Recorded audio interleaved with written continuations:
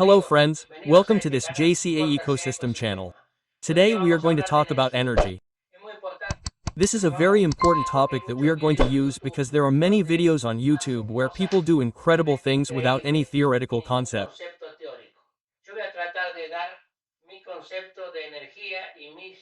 I am going to try to explain my concept of energy and my knowledge so that we can all understand it and draw our own conclusions from the videos out there about free energy where it has no theoretical basis. Maybe some new creation will appear, but it is very difficult. And now I am going to explain everything related to energy. Energy is the capacity that matter has to produce work. It can be serum, mechanical work, caloric work, etc. Energy is used to operate a vehicle, an appliance, grind wheat, grind meat.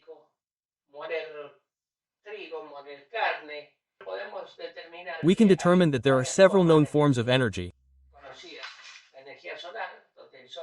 Solar energy, where the sun's radiation can be converted into work. There is mechanical energy, which is the famous work that animals did in the past, such as horses.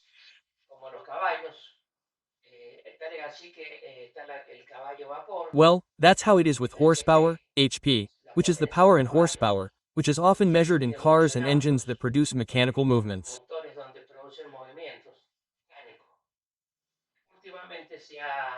Lately, watt has been standardized as a uniform measurement because we have different ways of measuring energy. Let's talk about energy conversions. I'm telling you, don't go away because we're going to make this little engine work. It's a very interesting Stirling engine that will explain all the topics I'm trying to discuss. Here we can talk about data. We said that energy has been standardized in kilowatts or watts. Now I'm going to show you this sheet. If you look at this sheet, we say that 1 W is the value of energy and 1000 W is 1 kilowatt. Now let's keep reading. 1 kilowatt represents 1.34 HP. HP is a parameter determined by English standards.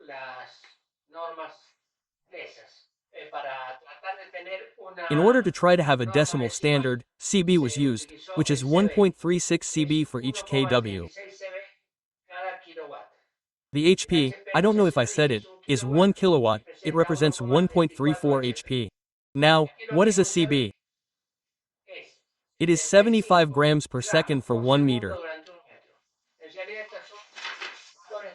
In reality, these are power values that determine the work that a machine does in moving a certain mass during a certain time.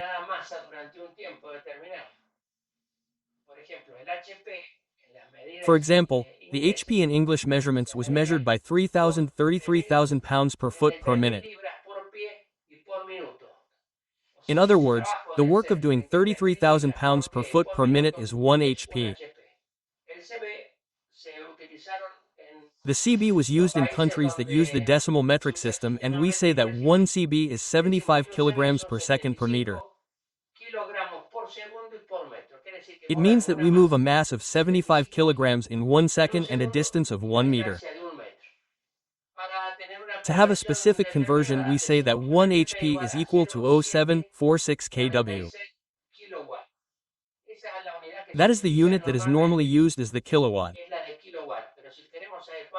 But if we want to know how many HP is 1 kilowatt, there we have that 0.746 kilowatts is equivalent to 1 HP. Well, these are parameters to measure HP.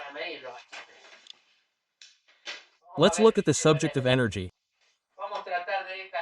Let's try to heat up the Stirling engine because there are several forms of energy. I told you there is heat energy, mechanical energy, electrical energy, atomic energy, and others, right? Aluminum energy, etc. Well, in this case, in this engine that we are seeing here, we are going to combine because energy is transformed. It cannot be generated, it is transformed. This machine, which is a Steffeling engine, as I told you, which works with heat, transforms it into mechanical movement.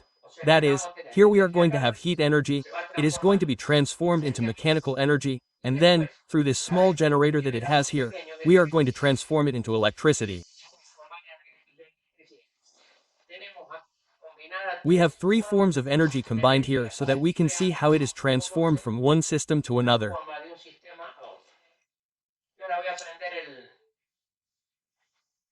And now I'm going to start the engine, and at this moment I'm going to take out the generator so that only mechanical movement occurs.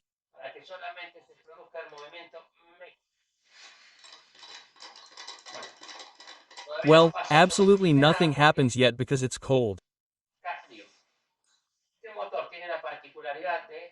This engine has the particularity of using the principle that there is expansion and compression of gases, and for that reason it produces work. As I just told you, the mechanical work that is going to be turning this little wheel, in turn I'm going to add a belt to a generator that is here, this one, and we're going to turn on an LED.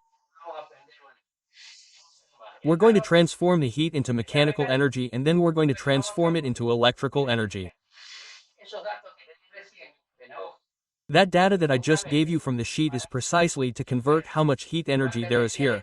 How much is mechanical and how much is electrical. They are actually equivalent, but they have an equivalence determined by that formula. It still doesn't work because it needs temperature. We're going to keep heating it. We're going to have to wait a little longer for the temperature of the displacer, which is this one here, to be higher than that of this cylinder, which is the working cylinder. The displacer goes inside the glass here. There, if you're looking at it, it displaces the hot air towards the distributor and the distributor to the working piston. When the air expands here, it produces mechanical work. There it is. There we have it working.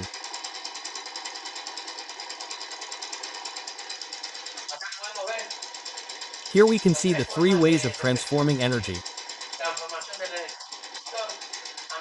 Heat to mechanical, and then we're going to see how it's transformed into electrical energy. And of course we can use the movement directly from the engine.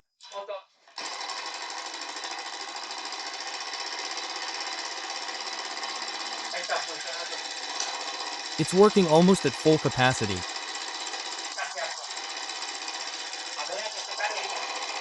As it heats up, the higher the temperature of the displacer cylinder head and the colder the piston is, the speed increases. There we have it working.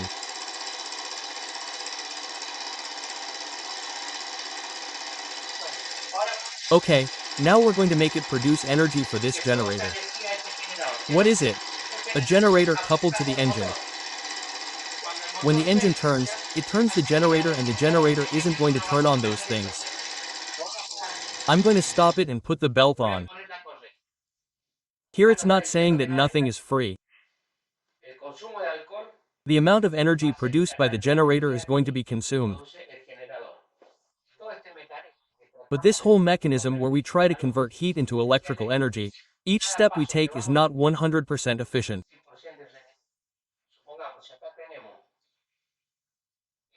Let's suppose that if we have X amount of calories here to move this engine, it needs a loss of efficiency.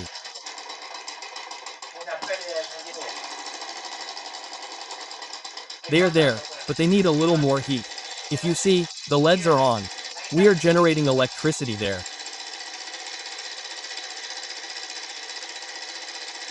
Right now we have three forms of energy. Heat to mechanical. We have transformed it, and from mechanical to electrical. I could connect something else here, and well, the LEDs are already connected, we are producing light. But this is not free because the alcohol is being consumed.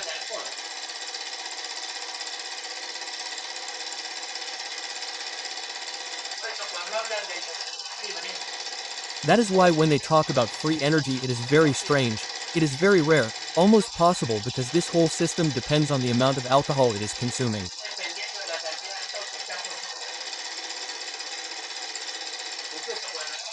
Even when it did not start just now, it was because the amount of alcohol it consumed was not enough to even set the movement, the friction that the engine has. Then when I hooked up the generator, we started to have another problem. Generator consumption, I need even more heat. Alcohol consumption is directly proportional to power, heat is directly proportional to power, and speed is directly proportional to electrical power.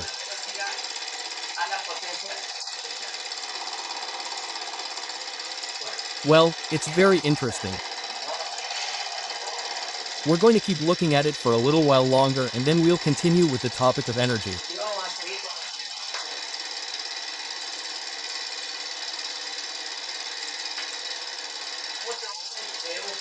Many people make a free energy generator called. I'll explain where it is now.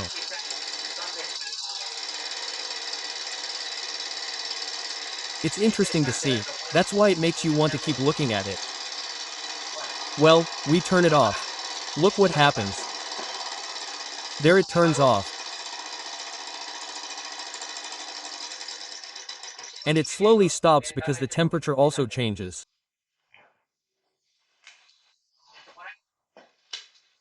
Well, we're going to leave this here, and now we're going to talk about the things they do to generate free energy, which is crazy. I'll explain it to you now. Here we have an electric motor and an electric generator. In the middle there's a flywheel. What is this? A heavy disc, a flywheel.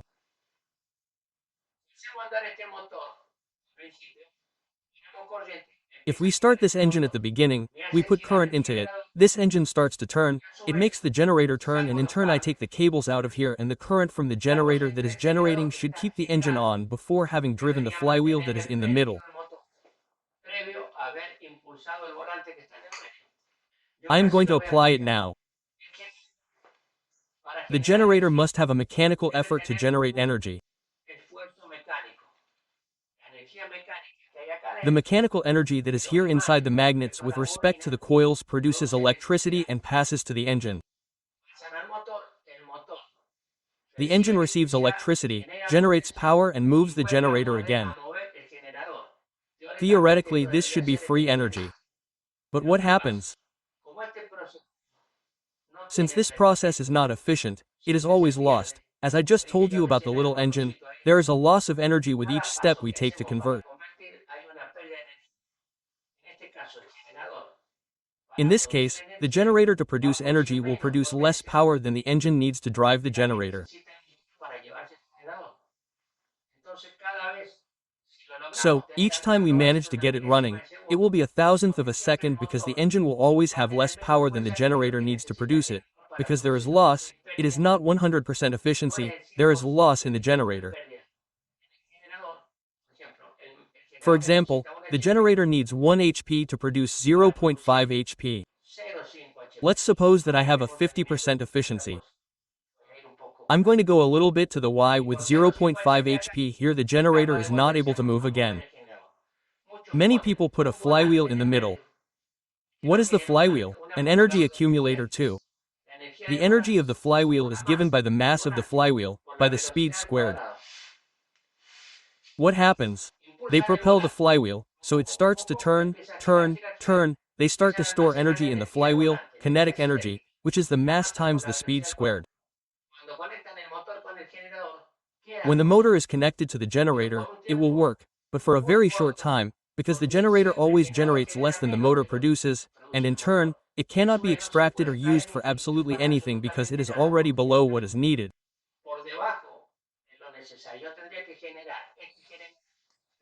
This generator would have to be able to generate much more current than it consumes from NHP on the shaft to produce it. This does not happen because the machines have an efficiency of less than 100%. That can be explained very easily with this. This is a pendulum.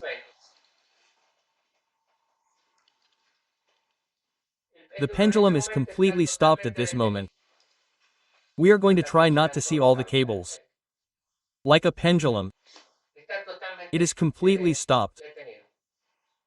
I apply energy to it, I move it to one side and it does this.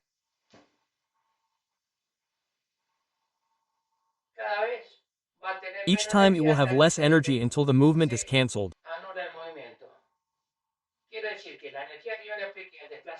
I mean that the energy that I applied to move it is the same as it should have for this side that drives it, but each time it is less and less and it is lost until it is zero. That here. I have it explained on a small sheet. This is the pendulum. If I move it to one end, this is a machine.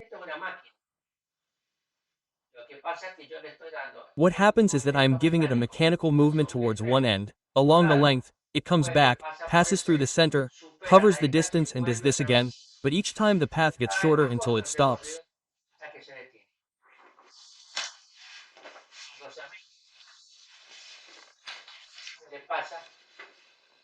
This principle of friction and wear is the same that happens to this one, because as I already told you, when they talk about free energy, many strange things appear.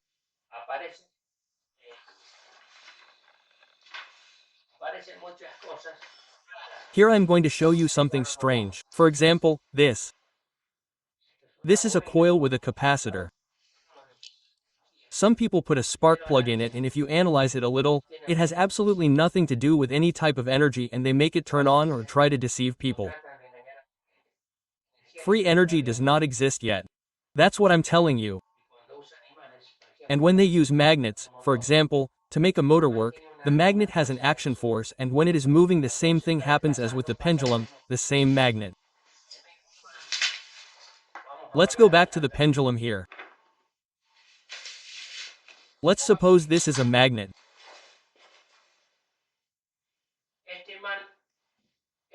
This man is attracted to this pole, let's suppose, but then he has to move here to turn again. Let's suppose that a motor works when it is attracted, the force of the magnet works and when it wants to go the same force stops it. It does exactly the same as the pendulum. So free movements with magnetic magnets, magnetic motors say that they are free, none work.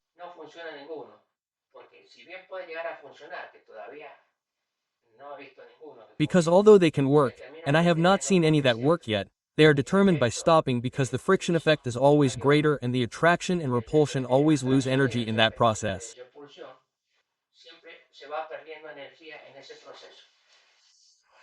And what happens if we have a loss of energy in a machine? No machine that converts energy, as I just said, is going to convert it, it is going to be 100%. For example, let's come to this little device. The energy that is in the alcohol, I use more energy to heat and turn this motor than I could generate to bring and refill the alcohol. Let's suppose that I managed to make it work for a very short period of time, because all I've done is eliminate wear and tear.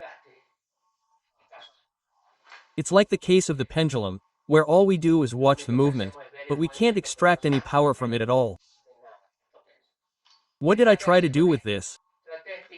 I basically tried to explain to him that energy is transformed, but it can't be created from nothing. It has an expense. For example, a satellite, or rocket takes off from the Earth because it has an impeller, and it uses a lot of energy to get it out of the atmosphere.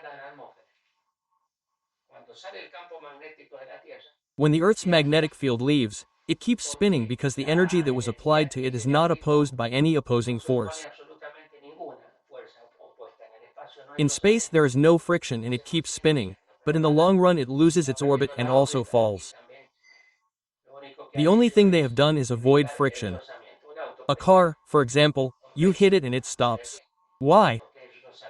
Because there is friction in the wheel, friction in the air, friction ends up stopping it. Okay, friends, I just want to explain that the free energy that goes around in the videos is all nonsense.